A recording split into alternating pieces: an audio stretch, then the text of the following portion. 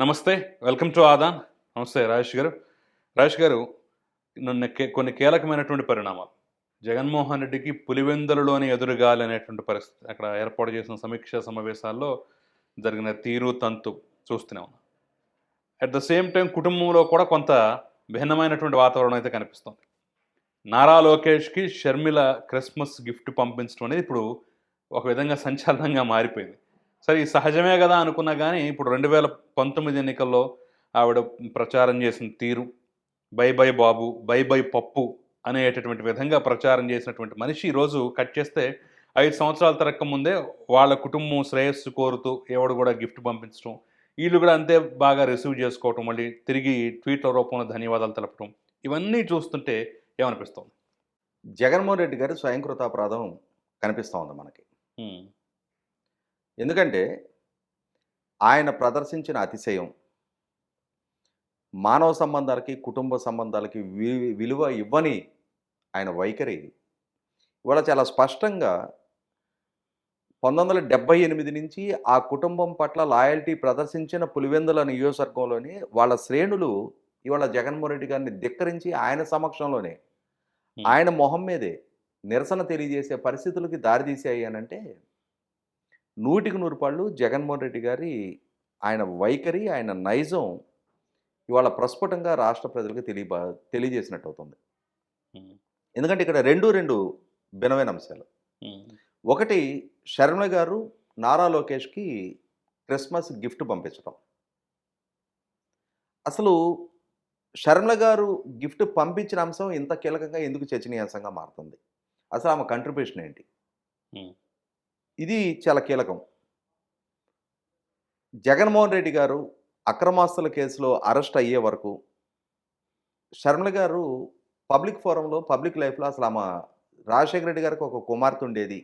వాళ్ళ ఫ్యామిలీ గ్యాదరింగ్స్‌లో ముఖ్యమంత్రిగా రాజశేఖర రెడ్డి గారు ఉన్న రోజుల్లో ఆయన కుటుంబంతోటి కొంచెం ప్రైవేట్ లైఫ్ గడిపిన సందర్భంలో మాత్రమే ఆ కుటుంబం గ్రూప్ ఫోటో వచ్చినప్పుడు మాత్రం తప్ప షర్మిల గారు ఎప్పుడూ పబ్లిక్ లైఫ్‌లోకి వచ్చిన ఆమె కాదు. రాజశేఖర రెడ్డి గారి హయాంలో జగన్మోహన్ రెడ్డి గారైనా సరే కొంత చర్చనీయాంశంగా మారారు. వివేకానంద రెడ్డి గారిని ఎంపీగా రాజీనామా చేయమన్నారని చెప్పని, తను ఎంపీగా ఎన్నిక కాటానికి ఉత్సాహపడుతున్నారని చెప్పని వార్తలు రావడం జరిగింది తప్ప, షర్మిల గారి ప్రస్తావన ఎప్పుడూ ఎక్కడా రాలా. కానీ రాజశేఖర రెడ్డి గారు అకాల మరణం చెందిన తర్వాత, జగన్మోహన్ రెడ్డి గారు కాంగ్రెస్ పార్టీతోటి విభేదించి తన సొంతంగా పార్టీ ఏర్పాటు చేసుకున్న తర్వాత, జగన్మోహన్ రెడ్డి గారి మీద అక్రమాస్తుల కేసు నమోదైన తర్వాత, ఆయన అరెస్టు జరిగిన తర్వాత, ఆయన జైలు పాలైన తర్వాత, అసలు ఈ పార్టీ ఇక మనుగడ సాగిస్తదా? ఎందుకంటే, ఆనాడు కొత్తగా పురుడు పోసుకున్న పార్టీ. ఆ పార్టీ తరపున ఉప ఎన్నికల్లో గెలిచిన జగన్మోహన్ రెడ్డి గారు, విజయలక్ష్మి గారు ఇద్దరే ప్రజాప్రతినిధులు. పైగా పార్టీ వ్యవస్థాపక అధ్యక్షుడిగా ఉన్న జగన్మోహన్ రెడ్డి గారు అక్రమాస్తుల కేసులో అది కూడా అతి గంభీరమైన ఆరోపణలు. వేల కోట్ల రూపాయల అక్రమాస్తులు పోగు చేసుకున్నారు. తండ్రి అధికారాన్ని అడ్డం పెట్టుకొని క్విడ్ ప్రోకో ఎస్టాబ్లిష్ అయింది అని చెప్పని డాక్యుమెంట్ ఎవిడెన్స్ తోటి నిర్ధారించి సిబిఐని అరెస్ట్ చేయడం జరిగింది. 11 ఛార్జ్ షీట్లు ఫైల్ చేయడం జరిగింది. సుదీర్ఘకాలం బెయిల్ నిరాకరణకు గురవుతా జైల్లో ఉండటం జరిగింది. అటువంటి నేపథ్యంలో అసలు ఆ పార్టీ భవిష్యత్తే ప్రశ్నార్థకంగా మారుతున్న నేపథ్యంలో ఆ పార్టీని తిరిగి బతికి బట్ట కట్టించింది షర్మిల. ఒక ఆడపిల్ల ఆమె చూపించిన తెగువ, పోరాటతత్వం, అన్న సంధించిన బాణాన్ని నేను అని చెప్పని ఆనాడు కాంగ్రెస్ ప్రభుత్వానికి ఎదురుదిరిగి పటిమ ప్రదర్శించి ఆ పార్టీ శ్రేణులకి అండగా నిలబడి సుదీర్ఘకాలం ఆ అమ్మాయి చేసిన పాదయాత్ర ఆ పార్టీని తిరిగి బతికి బట్ట గట్టించగలిగింది. జగన్మోహన్ రెడ్డి గారికి బెయిల్ వచ్చి ఆయన బయటకు వచ్చే నాటికి ఆ పార్టీ అస్తిత్వం మనుగడ కొనసాగింది అనంటే 100కి 100 పాళ్ళు అది షర్మిల గారి భిక్షే కారణం. ఒక ఆడపిల్ల నేనింత శారీరక శ్రమ ప్రదర్శించగలనా అని చెప్పనే భయం లేకుండా తెగుతోటి 3000 కిలోమీటర్ల పైగా ఆ అమ్మాయి చేసిన పాదయాత్ర. మధ్యలో మోకాలు ఆపరేషన్ చేయాల్సిన పరిస్థితులు ఉత్పన్నమైనా సరే, ఆపరేషన్ చేయించుకొని మళ్ళీ తిరిగి కోలుకొని కూడా మళ్ళీ ఆ పాదయాత్ర కొనసాగించిన తీరు 100కి 100 పాళ్ళు జగన్మోహన్ రెడ్డి గారు 10 జన్మలెత్తిన ఆ అమ్మాయి రుణం తీర్చుకోలేడు. ఆయనకు అనుకూలంగా ఆ రోజు ఎమ్మెల్యేలు రాజీనామా చేసి ఉప ఎన్నికలు జరిగిన సందర్భంగా కూడా తల్లి విజయలక్ష్మి గారు, చెల్లి షర్మిల గారే ఆ పార్టీని కాపాడారు. హ్మ్. ప్రచారకులుగా ఆ పార్టీ బాధ్యత భుజానేసుకొని ఎన్నికల రంగంలో వాళ్ళ గెలుపుకి దోహదం చేశారు అనంటే, ఆ రోజు స్టార్ క్యాంపెయినర్స్ వాళ్ళిద్దరే. అటువంటి షర్మిల గారికి సహజంగానే పార్టీలో ఆమె తగిన గౌరవం, ప్రాతినిధ్యం ఆశించడం తప్పు కాదు.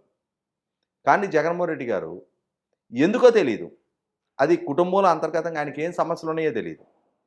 తన పట్ల అంతటి ప్రేమ చూపించిన చెల్లెల్ని మాత్రం ఆయన వివక్షపూరితంగా దూరం పెట్టారనేది వాస్తవం. అవును. వ్యక్తిగతంగా కుటుంబంలో ఆ అమ్మాయికి దక్కాల్సిన ఆస్తిపాస్తుల విషయంలో కూడా అన్యాయం చేశారని వార్తలొస్తా ఉన్నాయి. ఉమ్. ఇది వాళ్ళ నిన్న వ్యక్తిగత సమస్య నిన్న అనుకోవడానికి నిన్న వీల్లేదు ఇక్కడ. కుటుంబ సభ్యులు మొత్తం కలుసుకున్నటువంటి తీరు కూడా చూసాం కదా. ఇప్పుడు తల్లి కూడా నిన్న కార్యక్రమానికి వచ్చారు, ఆప్యాయంగా పలకరించుకున్నారు, చిరునవ్వులు చిందించారు. అంటే మా మధ్య ఎలాంటి భేదాభిప్రాయాలు లేవు అనేటటువంటి ఒక సందేశం స్పష్టంగా జగన్మోహన్ రెడ్డి ఇచ్చాడు అనుకోవచ్చు అంట. అంటే నిన్నటి సంఘటనలతో చూస్తే. ఇక్కడ సంవత్సరానికి ఒకసారి క్రిస్మస్ సందర్భంగానో, ఉమ్, లేదు జూలై 8వ తారీఖు రాజశేఖర రెడ్డి గారి జయంతి సందర్భంగానో, ఉమ్, సెప్టెంబర్ 2వ తారీఖు ఆయన వర్ధంతి సందర్భంగానో, ఫోటోలకి ఫోజులు ఇవ్వడం కోసం ఇడుపులపాయలో ప్రేయర్ సమావేశాల సందర్భంగానో, లేదు కడప పులివెందుల సిఎస్ఐ చర్చిలో కుటుంబ ప్రార్థనల సందర్భంగానో ఇచ్చే ఈ ఫోటో సెషన్లు ప్రజల్లో అభిప్రాయాన్ని బలపరచలేవు. 100కి 100 పాళ్ళు షర్మిల గారికి అన్యాయం జరిగింది అనేది మొత్తం పులివెందుల ప్రజలకు తెలుసు, రాష్ట్ర ప్రజలకు తెలుసు, ఆ కుటుంబ సభ్యులకు కూడా తెలుసు.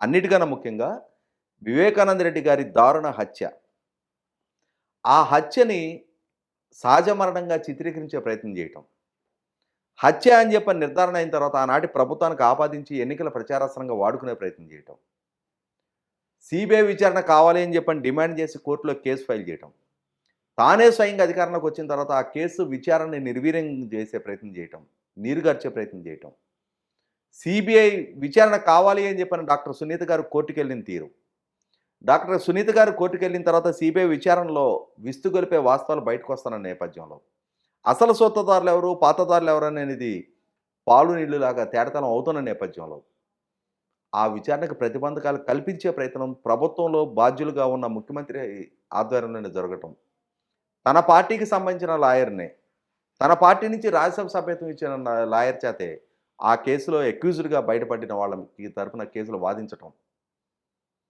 ఆంధ్రప్రదేశ్ రాష్ట్రంలో కేసు విచారణ సాఫీగా జరిగే పరిస్థితులు లేవు, వేరే రాష్ట్రానికి బదలాయించండి అని చెప్పని డాక్టర్ సునీత గారు సుప్రీంకోర్టుకి వెళ్ళి విచారణ వేరే రాష్ట్రానికి బదలాయించుకున్న పరిస్థితులు ఇవాళ వివేకానంద రెడ్డి గారి హత్యకు అసలు సొత్తదారులు ఎవరు, బాధ్యులు ఎవరు, కుట్రదారులు ఎవరు, డబ్బు సమకూర్చింది ఎవరు అని చెప్పని ప్రజల్లో విస్తృతంగా చర్చ జరుగుతున్న నేపథ్యంలో అసలు సొత్తదారుని కాపాడుతున్నది ఎవరు అని చెప్పని ప్రజల్లో చర్చ జరుగుతున్న నేపథ్యంలో సిబిఐ విచారణలో స్పష్టం చేసినట్టు 6:30కి పిఏ కృష్ణారెడ్డి ద్వారా సమాచారం తెలియటం కాదు, ఇంకా ముందుగానే జగన్మోహన్ రెడ్డి గారికి 4:30కే సమాచారం తెలిసింది అని చెప్పని వీకెండ్ కామెంట్ బై ఆర్కేలో ఏబిఎన్ ఎండి రాధాకృష్ణ గారు స్పష్టం చేసిన తర్వాత అప్పుడు మాజీ చీఫ్ సెక్రటరీ అజయ్ కల్లంరెడ్డి గారు, ఉమ్మారెడ్డి వెంకటేశ్వర గారి వాంగ్మూలాలు సిబిఐ నమోదు చేసుకున్న తర్వాత జగన్మోహన్ రెడ్డి గారికి తెల్లవారుజామున ఈ సమాచారం ఉంది అన్న వార్త రాష్ట్ర ప్రజలందరికీ తెలిసిన తర్వాత ఇక్కడ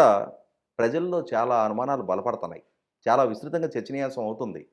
షర్మిల గారు స్వయంగా సిబిఐకి ఇచ్చిన వాంగ్మూలంలో ఇది కడప ఎంపీ సీటు ప్రాతిపదికగానే హత్య జరిగింది అని చెప్పిన వాస్తవాలు తెలియజేసిన నేపథ్యంలో ఆ వైఎస్ కుటుంబానికి సంబంధించిన ఆడపిల్లలు షర్మిల గారిని, డాక్టర్ సునీత గారి విషయంలో జగన్మోహన్ రెడ్డి గారి ప్రభుత్వం వివక్ష ప్రదర్శిస్తుంది అని చెప్పని సజ్జల రామకృష్ణారెడ్డి ప్రెస్ మీట్ల ద్వారా డాక్టర్ సునీత గారిని, సునీత గారి హస్బెండ్ని, రాజశేఖర రెడ్డి గారిని అనుమానాస్పద వ్యక్తులుగా వాళ్ళ కుట్రదారులుగా చిత్రీకరించే ప్రయత్నం చేయటం, సాక్షి మీడియాలో డాక్టర్ సునీత గారిని టార్గెట్ చేస్తూ కథనాలు రావటం, ఇవన్నీ చూసిన తర్వాత ఖచ్చితంగా డాక్టర్ సునీత గారికి మద్దతు తెలుపుతున్న షర్మిల గారు జగన్మోహన్ రెడ్డి గారితో విభేదిస్తున్నారనేది వాస్తవం.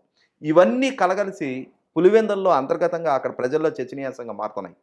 ఇటువంటి నేపథ్యంలోనే అక్కడ బీటెక్ రవి తన మీద అన్యాయంగా కేసులు నమోదు చేస్తూ ఉంటాం. అదే సందర్భంలో వైసీపీని నమ్ముకొని ఉన్న శ్రేణులు ప్రభుత్వానికి సంబంధించి కాంట్రాక్టులు చేస్తే ఆ బిల్లులు ఆమోదం పొందకపోవటం, 10 సంవత్సరాలుగా మిమ్మల్ని నమ్ముకొని ఉన్నాం, మీ జెండా మోస్తున్నాం, మాకేం ప్రాతినిధ్యం దక్కింది, ఏం గుర్తింపు గౌరవం దక్కింది, మేము ఆర్థికంగా నష్టపోతున్నాం, అవతల ప్రత్యర్థిగా ఉన్న బీటెక్ రవి మీద అన్యాయపు కేసులు నమోదు చేసి జైలుకి పంపించడం, అతని మీద సానుభూతి పెరుగుతూ ఉంది. ఆల్రెడీ పట్టభద్రుల ఎమ్మెల్సీ ఎన్నికల్లో పులివెందుల నియోజకవర్గంలో తెలుగుదేశం పార్టీకి మెజార్టీ దక్కింది. తెలుగుదేశం అధినేతగా ఉన్న చంద్రబాబు నాయుడు గారి ప్రభుత్వ హయాంలో చీనీ తోటలకు నీళ్లు అందించారు.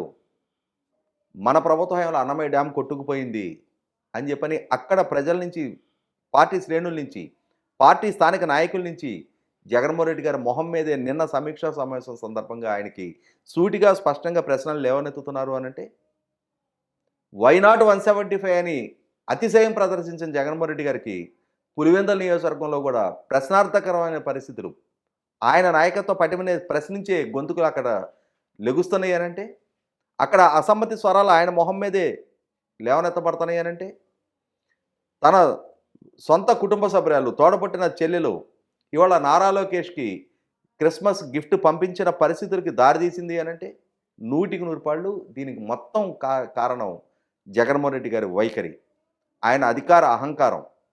ఇవాళ నేను, నా పార్టీ, నాకున్న ఆదరణ, నేను ఇచ్చిన అవకాశం, రాష్ట్ర వ్యాప్తంగా ఇంతమంది ఎమ్మెల్యేలకి ఇటువంటి అధికారం దక్కింది, నేను కల్పించిన అవకాశం అని చెప్పని ఆయన ప్రదర్శించే ఆ నేను అనే సెంట్రిక్గా ఆయన అతిశయం 100% పులివెందుల ప్రజలు కూడా జీర్ణించుకోవడానికి సిద్ధంగా లేరు.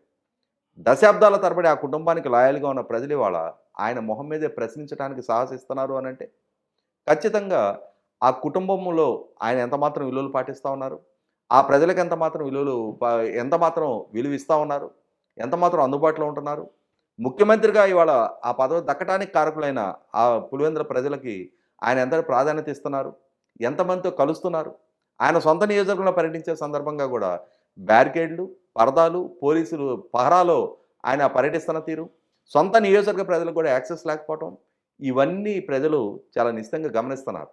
ఇటువంటి సందర్భంలోనే ఇవాళ పులివెందుల్లో ఆయన శ్రేణులు ఆయన ప్రశ్నిస్తున్నాయి.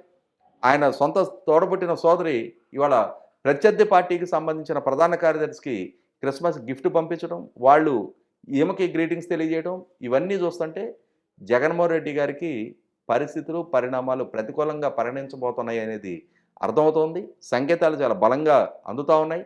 అయినా సరే వైసీపీ పార్టీ, జగన్మోహన్ రెడ్డి గారు మాత్రం అదే బింకాన్ని ప్రదర్శిస్తా వైనాట్ 175 అని చెప్పని అంటున్నారు. ప్రత్యర్థులు వైనాట్ పులివెందుల అంటున్నారు.